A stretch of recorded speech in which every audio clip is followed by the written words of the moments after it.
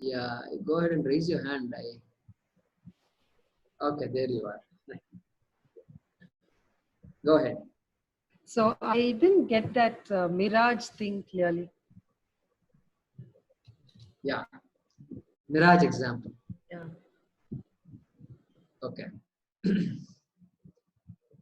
So there the question was, what was the question if you recall? The Purva Pakshi is saying, how can Satyam and Mithya be there at the same time and same place? That is the question. How can they join each other? How do you say Satyam gives its existence to Mithya? This is his question. I don't see any connection between the two. For that, Shankara is answering the question. And to that he is saying, even this non-existent water is non-existent. At that moment, in that situation, water on a hot day is non-existent. Doesn't exist at all. But yet, it appears to exist. It appears to exist. You say water exists. So, he's giving the example to show that Satyam, not only Satyam is there when there is pot, when there is body, when there is my bag, when there is shirt and pants, Satyam is there. All those objects which are all mithya are all there. But what about this non-existent water? Satyam can make non-existent water also exist. Satyam can even make a non-existent water appear. Appear means what? Exists.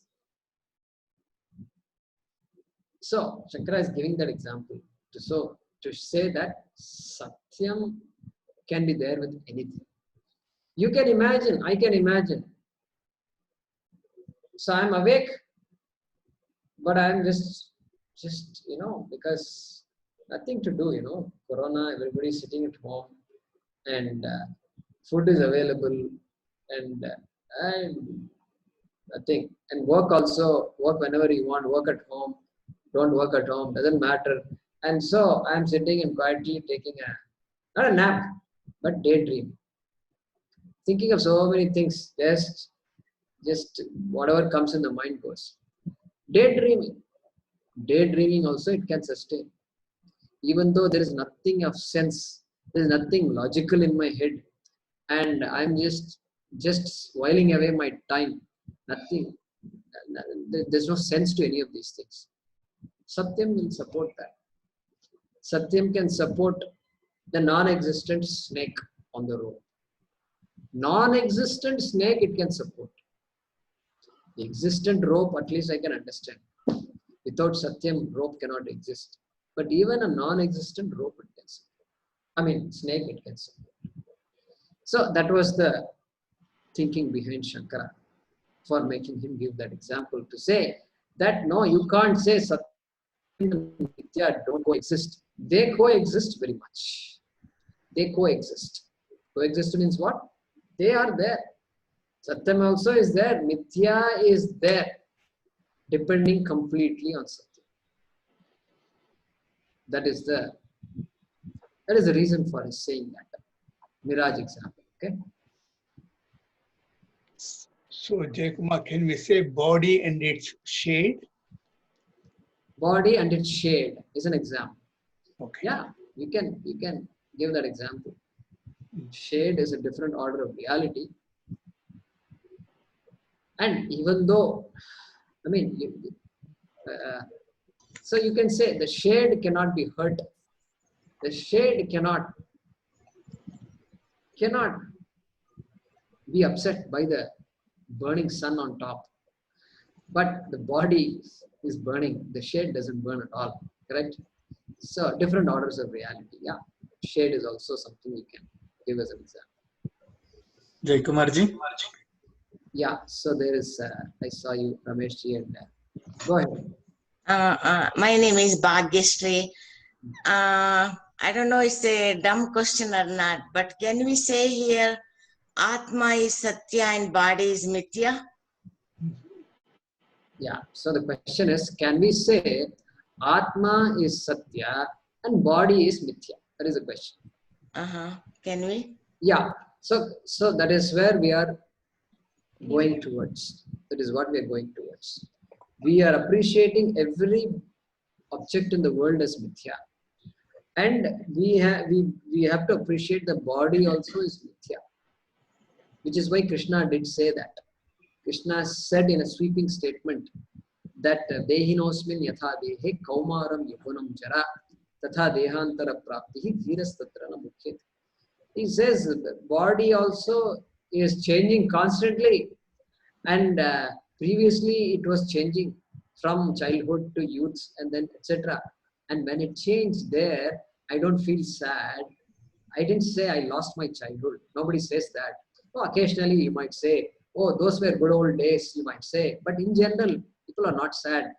The youthful boy or girl never says, I'm very sad, I lost my childhood. They don't say that.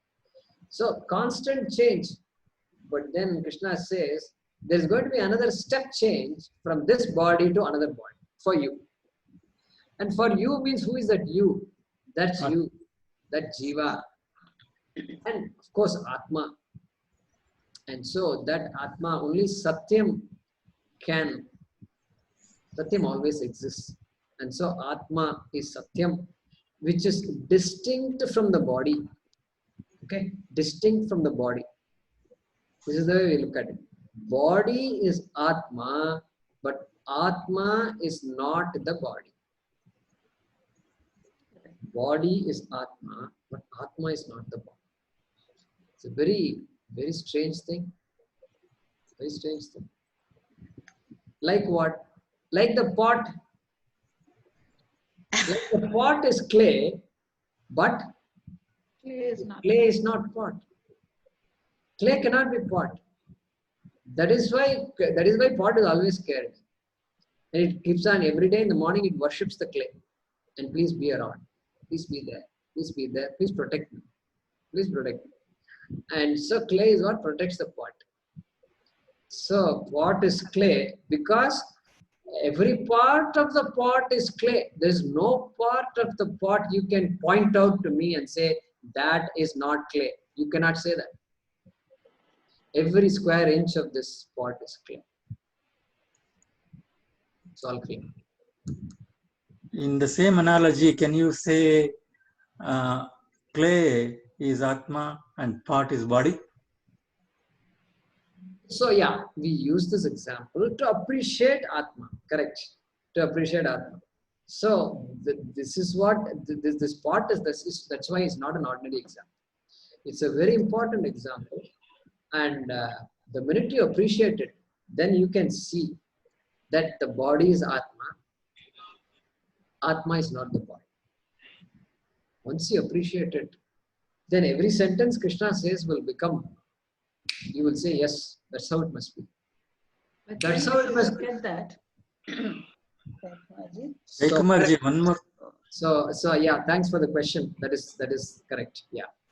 Jaykumarji, I need to really appreciate your guiding us to take the class from the Advaita Academy regarding Shankaracharya. This is the second day we had the lectures. First lecture today was excellent. If our participants wants to take that one, it's a very, very good, very nicely organized, and then highly, and then we learned a lot. Very much One more thing. because of you, we attended that one. Very good. No, I did not attend You it. haven't spoken, sir, right? Guruji, have you spoken yet? No. My talk just now I got a message from Nitin, Okay. and so he's given me the date. It's May 12th. May 12th at 6:30 p.m. IST. Okay. May 12th. It's long. It's a series, entire month. I think The entire month is there. Yeah.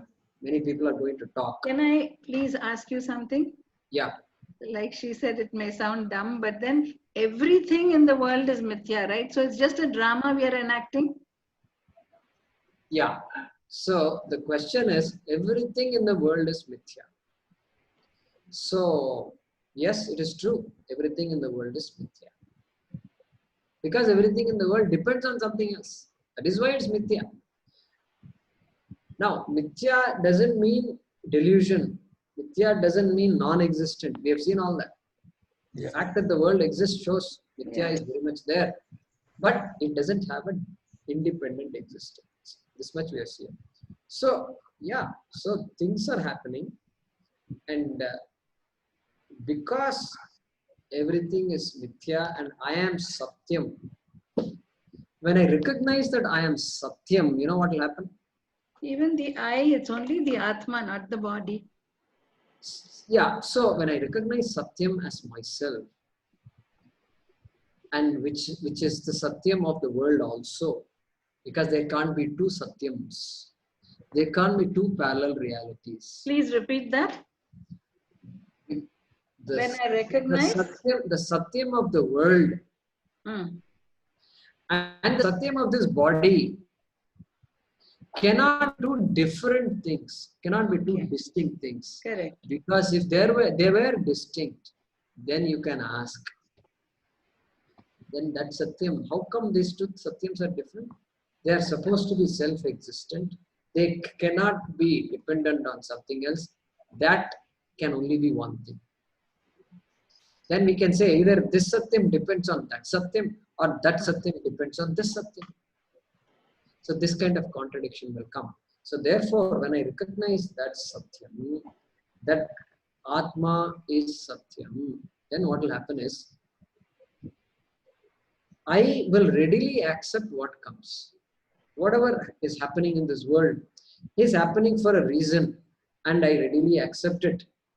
And I change whatever needs to be changed. Correct? Does it make you get detached? So I do what it gives me the ability to act without fear. It gives me the ability to do the right thing. It gives me the ability to do the right thing at the right time. Because there is no fear anymore. Even if the fear arises, the fear goes away. Okay. So therefore, so they said detached and all that. So detached from what? So I am clear about who I am. And so it enables me to live life to the fullest. And without any fear, without any sorrow for sure. Because how can there be sorrow for that which always is? There can't be sorrow. No, I'm sad that I'm sick. I'm sad that I'm sick. Now, so then I know that the body becomes sick. And I have to do whatever I have to do to take care of the body. But there can be pain because a lot of ailments come with a lot of pain along with it, right? A lot of suffering comes along with pain. But pain and sorrow are two different things. And so there can be a lot of pain, but there need not be sorrow. Correct? So all these things come in the wake of knowledge. Okay? So detachment, some people say detachment, and it gives you the word detachment Swamiji never uses because it feels as though you are detaching from something else. I am detaching from my body. How can I detach from the body? Tell me how Atma can detach from the body. No, Atma may not detach, but like you say, pain and sorrow. Then I leave I don't feel sorrowful, realizing that, or I don't feel the pain also, or I go through the pain thinking it's karma or it's only for the body and not something that I am going through. I know it takes a lot and it's easy to talk about it, but is that where we are heading? Yeah, that is where we are heading. Correct. And we don't say detaching because detaching means there must be two things to detach. When you use the word detach, what is meaning? There are two carriages. In a train, there are many carriages. And then you know what happens? It goes to a junction called Viluppuram or Coimbatore. And then what happens? The One carriage is last two taken off. bogies are going to Calcutta. So they have to detach. They have to detach, and then it goes off somewhere, and then this goes somewhere else. Detach. Two things can detach. Same order of reality. Okay, same order of reality. Then they can detach. When Atma and body are not of the same order of reality, where is the question of detachment? Okay. So that word is very often quoted, very often used. That's why you're saying, I know that. We all Realize. heard that word. So we just have to be careful. That's all I'm saying. Careful. So it doesn't give you this idea of separating from someone. So you realize. It's not Correct. You recognize, even realize also is not a great word. You recognize, you come to know, Recognize. you understand. Okay, Jaykumarji. Yeah. What about materialistic detachment is the first step of attaining the moksha? What is your comments? So again, same. So materialistic detachment. So we have to interpret what you mean by that. So you go ahead and explain what you mean by materialistic detachment. To don't have any attachment to this materialistic world, like property, the finance, Yeah. or the relationship. Yeah. Don't we need to detach ourselves to attain the moksha? So, so that's an important question, no doubt. So when you say detach, we have to think carefully about this. Detach means separation, like two carriages detaching.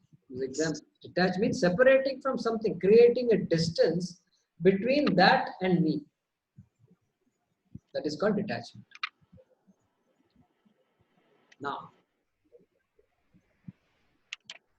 I am living in this world.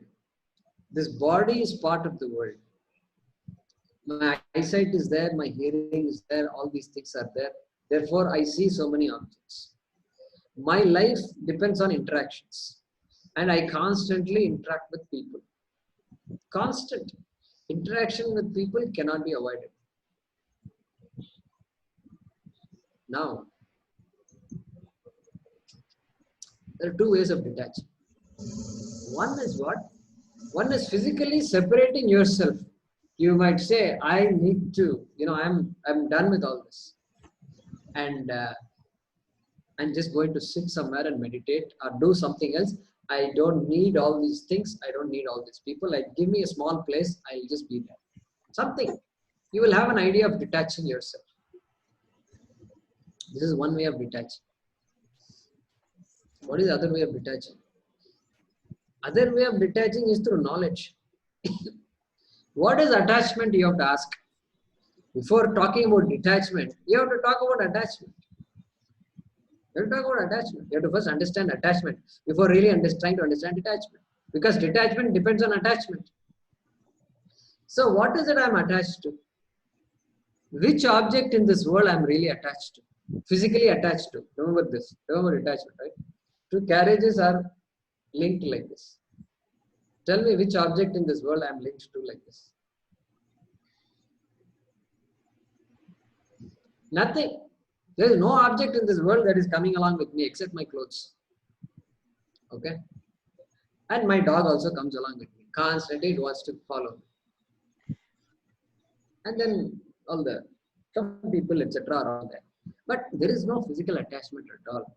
Attachment is here. Correct? Attachment is here. The idea attachment has to be converted to dependence. Emotional dependence.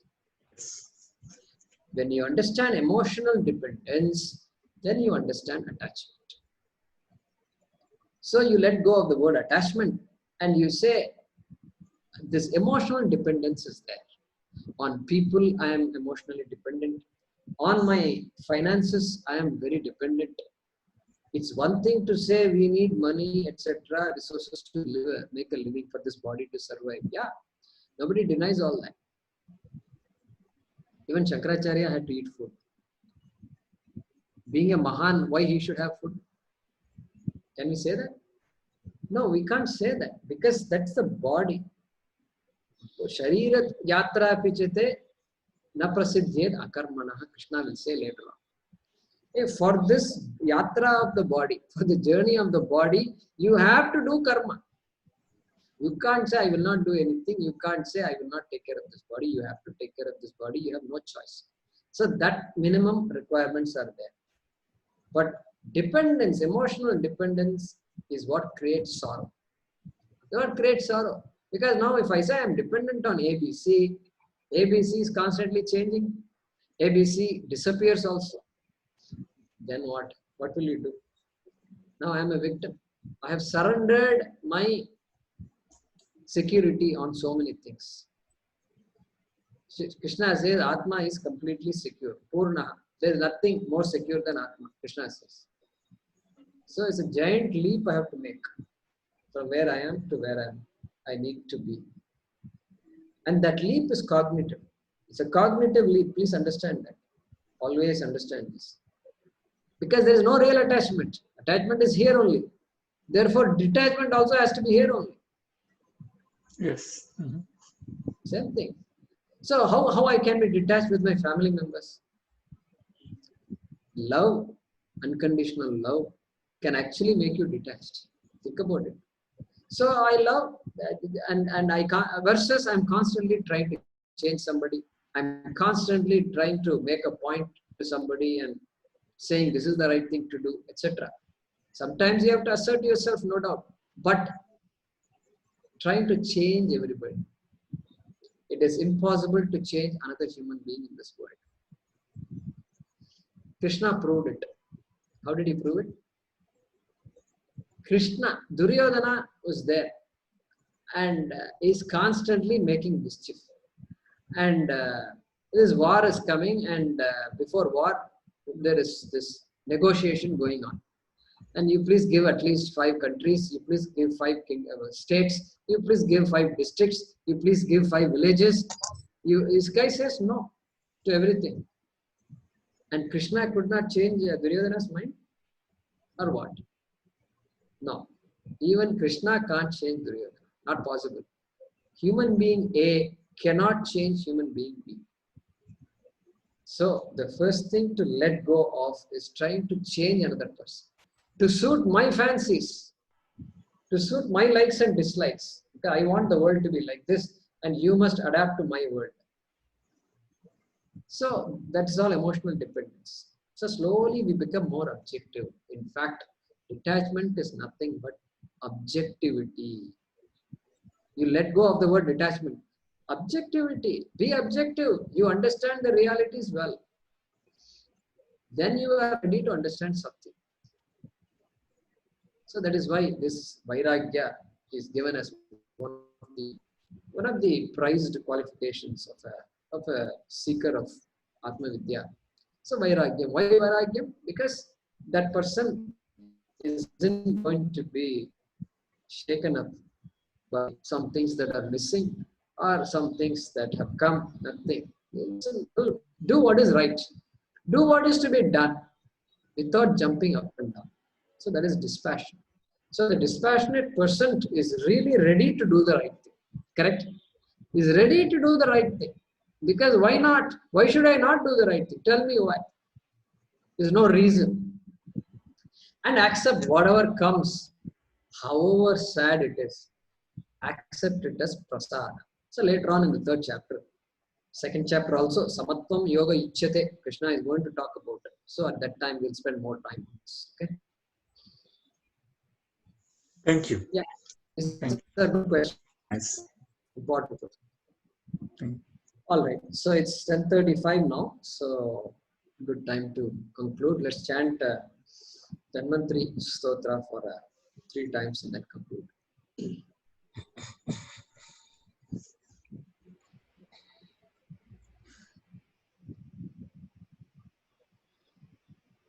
Om Namo Bhagavate Vasudevaya Dhanvantaraye Amrita Kalasha Hastaya Sarvamaya Vinashanaya Trailokyanataya Shri Mahavishnave Namaha. Om Namo Bhagavate Vasudevaya Dhanvantaraye Amrita Kalasha Hastaya Sarvamaya Vinashanaya Trailokyanataya Shri Mahavishnave Namaha.